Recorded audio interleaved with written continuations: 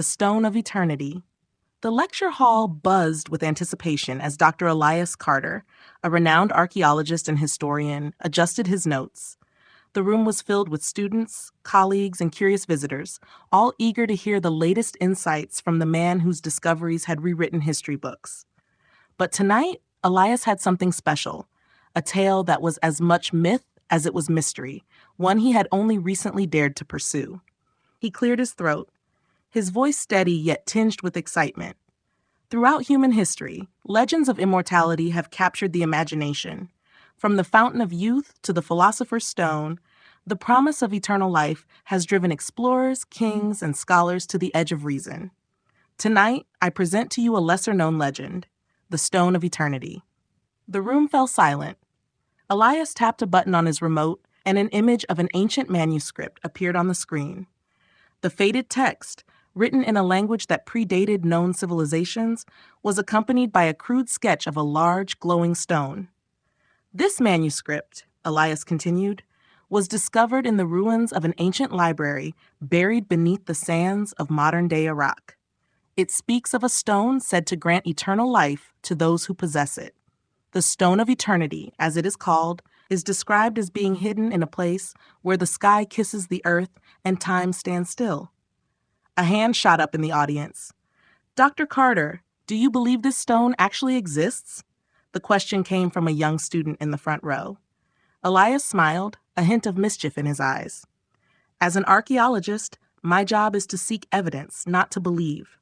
But, he paused for effect, every myth has a kernel of truth, and the more I've studied this legend, the more I've found reasons to believe it might be more than just a story. After the lecture, Elias packed his materials, his thoughts racing. The Stone of Eternity was more than an academic curiosity for him. He had stumbled upon the manuscript 2 years ago during an expedition, and since then, he had been piecing together clues that seemed to confirm its existence. The idea of the stone both fascinated and haunted him. If it truly existed, it would be the greatest discovery of his career. But at what cost? Later that evening, as Elias sat in his cluttered office surrounded by books, maps, and artifacts, his phone buzzed. It was a message from his old friend and fellow adventurer, Marcus Kane. I have something you'll want to see. Meet me tomorrow at the usual place. The cryptic message sent a thrill through Elias. Marcus was known for uncovering rare and valuable artifacts, often through questionable means. If he had found something related to the Stone of Eternity, it could be the breakthrough Elias had been waiting for. The following day, Elias met Marcus in a dimly lit cafe on the outskirts of the city. Marcus was already seated in a corner booth, a weathered leather satchel by his side. He greeted Elias with a grin that bordered on smug. "You've been chasing that immortality myth, haven't you?" Marcus said, cutting straight to the point. Elias raised an eyebrow. "I prefer to call it a legend. Do you have something for me?" Marcus reached into the satchel and pulled out a tattered parchment. "This," he said, sliding it across the table, "is a map. It matches the descriptions in the manuscript you're obsessed with. Found it in the archives of a monastery in Ethiopia. Took some convincing to get it, but I think you'll find it worth the trouble." Elias examined the map, his pulse quickening. It depicted a remote mountain range, with markings that seemed to indicate a hidden location deep within. The annotations, written in the same ancient script as the manuscript, spoke of a place untouched by time, where the Stone of Eternity awaited those brave or foolish enough to seek it. "This is incredible," Elias whispered. "If this is real, then we're looking at the most significant discovery in history." Marcus leaned back, his grin widening. "And you're going to need my help to find it." Elias hesitated. Marcus's methods often skirted the line between legal and reckless, but his skills and connections were unmatched. If they were going to undertake this journey, Marcus was the perfect partner, and a dangerous one. "All right," Elias said, folding the map carefully. "We'll go together, but no shortcuts, and we do this by the book." Marcus chuckled. "By the book? Come on, Elias. This isn't a classroom exercise. If that stone's out there, we'll need more than rules to get it." As the two men finalized their plans, Elias felt a mix of excitement and apprehension. The Stone of Eternity was no longer just an academic pursuit. It was real, and it was within reach. But something deep inside him whispered a warning. Legends like these were never without their dangers, and the cost of immortality was rarely what it seemed. The journey to the remote mountain range marked on the map was fraught with challenges. Elias and Marcus had flown to a small, unnamed settlement in the heart of the Ethiopian Highlands, where they chartered a rickety jeep to navigate the rugged terrain. The roads were little more than dirt paths winding through dense forests and steep cliffs, and every bump and jolt made Elias question his decision to trust Marcus's instincts. "Are you sure this is the right way?" Elias shouted over the roar of the engine as the jeep climbed a rocky incline. Marcus, who was driving with an almost reckless enthusiasm, smirked. "Relax, Professor. The map's clear. The entrance is somewhere up ahead, near the plateau." The plateau was an isolated expanse surrounded by jagged peaks, and it was as breathtaking as it was intimidating. The air grew thinner as they ascended, and the temperature dropped noticeably. By the time they reached the plateau, Elias's legs felt like lead from the altitude and the bumpy ride. He gazed at the imposing peaks, their shadows stretching long in the late afternoon sun. "This is it," Marcus said, parking the jeep near a cluster of ancient ruins partially buried in the earth. The remnants of stone columns and faded carvings hinted at a civilization long forgotten. Elias examined the map again, his fingers tracing the annotations. According to this, the entrance should be within these ruins. But it mentions a trial, something about proving one's worth. "Proving one's worth?" Marcus scoffed. "Sounds like the usual dramatic nonsense. Let's start looking." Hours of searching the ruins yielded little. The fading daylight forced them to rely on flashlights, their beams casting long, eerie shadows on the broken stones. Frustration began to creep in as the map's cryptic markings offered no clear instructions. But then, just as Elias was ready to call it a night, Marcus let out a triumphant yell. "Found something!" Elias rushed over to where Marcus stood. He had uncovered a stone slab inscribed with the same ancient script as the manuscript and map. A circular indentation sat at the center of the slab, surrounded by symbols resembling celestial bodies. "It's a seal," Elias said, his voice tinged with excitement. "It must be the entrance." Marcus knelt down, inspecting the indentation. "Looks like something's supposed to fit in here." Elias dug into his satchel and pulled out a small artifact he had taken from the library where the manuscript was found. It was a disc-shaped object carved with similar symbols. "I think this might be the key." As Elias placed the artifact into the indentation, a low rumble echoed through the ruins. The ground trembled beneath their feet, and the slab began to slide aside, revealing a dark, narrow passage leading downward. A cold gust of air wafted up from the opening, carrying with it the faint scent of damp earth and something metallic. "Well," Marcus said, grinning, "after you, Professor."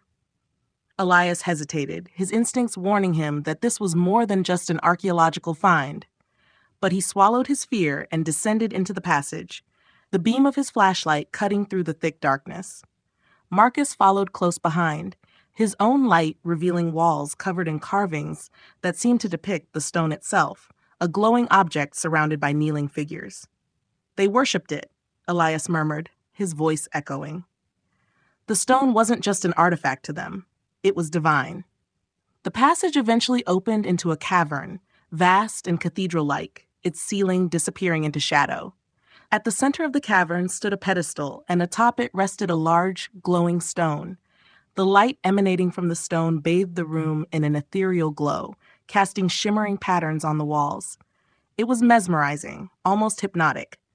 Elias approached slowly, his heart pounding. The stone was unlike anything he had ever seen, smooth and translucent, yet seemingly alive with shifting colors that pulsed in rhythm, as though it had a heartbeat. "This is it," Elias whispered, awestruck. "The Stone of Eternity." Marcus moved to stand beside him, his eyes glinting with greed. "It's beautiful. Imagine the fortune we could make." Elias frowned. "This isn't something to sell, Marcus. It's too powerful, too dangerous." Marcus snorted. "Dangerous? It's a rock, Elias. A very valuable rock." As they argued, the light from the stone flared brighter, and a deep hum filled the cavern. The carvings on the walls began to glow, and the air grew heavy with energy. A voice, neither human nor entirely intelligible, echoed through the chamber, speaking in the ancient language. "What's it saying?" Marcus asked, his voice shaking. Elias strained to understand, piecing together fragments of the language he had studied. It's asking us to choose." "Choose what?" Before Elias could answer, the ground beneath the pedestal shifted, and a figure emerged. It was humanoid but translucent, its form shimmering like the stone. Its eyes glowed with an intensity that pinned them both in place. "You seek eternity," the figure said, its voice resonating in their minds. "But eternity demands sacrifice. One life must be given for the other to endure." Marcus took a step back. "Wait, what? One of us has to die?" Elias's mind raced. The stone's legend hadn't mentioned this. It had promised eternal life, but said nothing of the cost. He looked at Marcus, whose face was pale and twisted with fear. "No," Marcus said, backing away. "This isn't what we signed up for." The figure turned its glowing gaze to Elias. "The choice must be made, or neither shall leave." Elias felt the weight of the moment crushing him. He glanced at Marcus, then at the stone. The price of immortality was far higher than he had ever imagined. The chamber fell silent except for the low hum of the glowing stone. Elias stood frozen, the weight of the figure's proclamation sinking into his chest like a heavy stone. Beside him, Marcus's breathing was rapid and shallow, his eyes darting between the translucent figure and the pedestal. "Sacrifice?" Marcus finally said, his voice trembling. "That wasn't part of the legend. There's got to be another way." The figure's gaze remained fixed, unwavering. Its voice echoed through the cavern, calm but unyielding. "Eternity cannot exist without balance. The stone gives life eternal, but it must take in return. Decide, or neither of you will leave this place." Elias clenched his fists, his mind racing. The legends had been clear about the stone's promise of eternal life, but they had conveniently left out the cost. Now, standing before it, the price was all too real. "Marcus," Elias said, turning to his companion, "we have to think this through. If we make the wrong choice—" "There's nothing to think about," Marcus interrupted, panic creeping into his voice. "We leave now. Forget the stone. Forget the legend. It's not worth it." "You heard it," Elias countered. "The choice isn't just about the stone. If we walk away, we might not make it out of here alive." The figure tilted its head slightly as if listening, its glowing form flickering with faint traces of color. "The choice is inevitable. One must remain." Elias's stomach twisted. "Remain? What do you mean?" The figure gestured toward the pedestal, its translucent arm moving with a ghostly grace. "The one who chooses to stay shall become the guardian of the stone. Their life will sustain its power. The other shall carry its gift into the world beyond." Marcus staggered back, shaking his head violently. "No, no way. I'm not staying here. I didn't come all this way to die in a cave." "And you think I did?" Elias snapped. "We both knew the risks when we started this." Marcus's eyes narrowed, his fear hardening into desperation. "Don't lecture me, Professor. You wanted this stone more than I did. You're the one who believes in all this destiny nonsense. Maybe you should stay." Elias took a step toward him, his voice low and steady. "I'm not going to fight you, Marcus, but if we don't make a decision, we both lose." For a moment, neither man moved. The hum of the stone grew louder, filling the air with an almost suffocating intensity. The carvings on the walls glowed brighter, casting strange, shifting patterns across the cavern. The figure remained motionless, its presence both alien and patient, waiting for them to act. Marcus's hand suddenly darted to his belt, pulling out a hunting knife. The blade gleamed in the stone's light. "If it's one or the other," he said, his voice trembling but resolute, "then I'm making sure it's not me." Elias's heart lurched. "Marcus, don't—" But Marcus lunged, the knife arcing toward Elias in a desperate strike. Elias barely sidestepped in time, the blade grazing his arm. Pain flared, but adrenaline overpowered it. He stumbled backward, grabbing a loose stone from the ground and hurling it at Marcus. The improvised weapon struck Marcus's shoulder, and he staggered, dropping the knife. "Stop this," Elias shouted. "This isn't who we are." Marcus glared at him, his breath heaving. You think I care about honor right now? It's survival, Elias. You don't get it. Elias didn't respond. His eyes locked onto Marcus's, seeing the raw fear and desperation driving his actions. He felt a pang of sorrow. This wasn't the Marcus he knew. The stone's presence had twisted them both, forcing them into a brutal choice. The translucent figure moved for the first time, gliding toward the pedestal. Its voice resonated again, louder now, as if the cavern itself spoke. The stone waits. Time is fleeting. Elias turned back to the glowing artifact. Its pulsing light seemed almost alive, beckoning him forward. He thought about the sacrifices he had made to get here, the years of research, the dangers of the journey, and the countless sleepless nights spent chasing the legend. And now he stood on the edge of achieving the impossible, but at a cost he wasn't sure he was willing to pay. He glanced at Marcus, who stood frozen, the knife lying at his feet. "You don't have to do this," Elias said softly. "Neither of us does." Marcus let out a bitter laugh. "You still don't get it, do you? There's no way out. One of us has to stay." Elias nodded slowly. "Then let it be me." The words left his mouth before he could fully process them, but as soon as he spoke, a strange calm washed over him. He stepped toward the pedestal, ignoring Marcus's protests. "You're insane," Marcus hissed. "You don't have to do this." "Yes, I do," Elias replied, his voice steady. "This is bigger than us. If the stone falls into the wrong hands, the consequences could be catastrophic. Someone has to ensure it's protected." The figure extended a hand toward Elias, its expressionless face glowing brighter. "You have chosen." As Elias reached for the stone, he felt its energy surge through him. It was both exhilarating and overwhelming, filling his mind with visions of time stretching endlessly before him. He saw civilizations rise and fall, the passage of centuries condensed into a single moment. And then the light consumed him. When Marcus opened his eyes, the cavern was empty. The pedestal stood bare, and the glowing figure was gone. The stone had vanished, but so had Elias.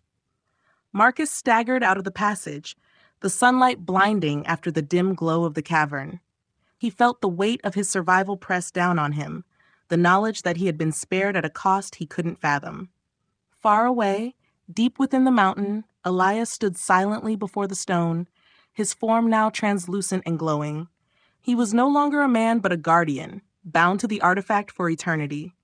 He watched the passage close, sealing him inside, his thoughts filled with both peace and sorrow. The stone of eternity had claimed its price, as it always would.